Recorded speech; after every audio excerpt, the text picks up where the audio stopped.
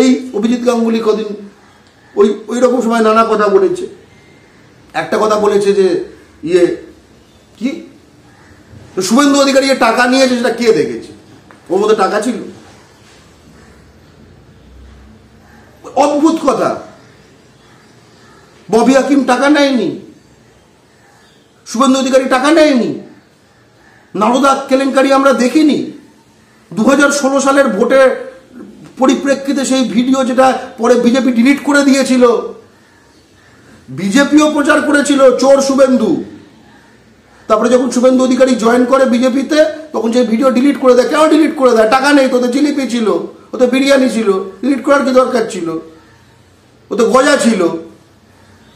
আমি দেখলাম একজন জাজ, উনি বলছেন, যেটা সিবিআই তদন্ত দেওয়া হয়েছিল তখন বিজেপির পক্ষ থেকে, একটা জাজ বলছেন যে দেখেছো তুমি দেখেছো।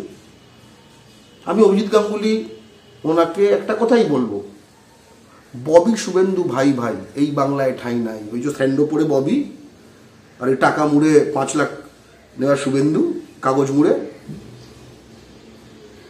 যদি ভগবান হতে চান, যেটা মনে হচ্ছে যেন আপনি ব্যাপারটা এনজয় করছেন, ভগবান এই যে রূপটা দেওয়া হয়েছিল আপনাকে, যদি তার একটুখানি ফেরত পেতে চান, স্পষ্ট বলুন, ববি শুভেন্দু ভাই ভাই, এই দুই চোরের এই বাংলায় ঠাঁই নাই।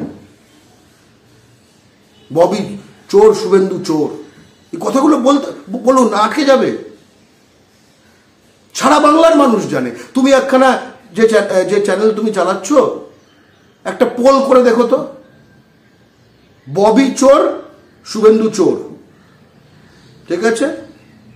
আর ববি চোর না, শুভেন্দু চোর না, এর মধ্যে ভোট করাতে বলো।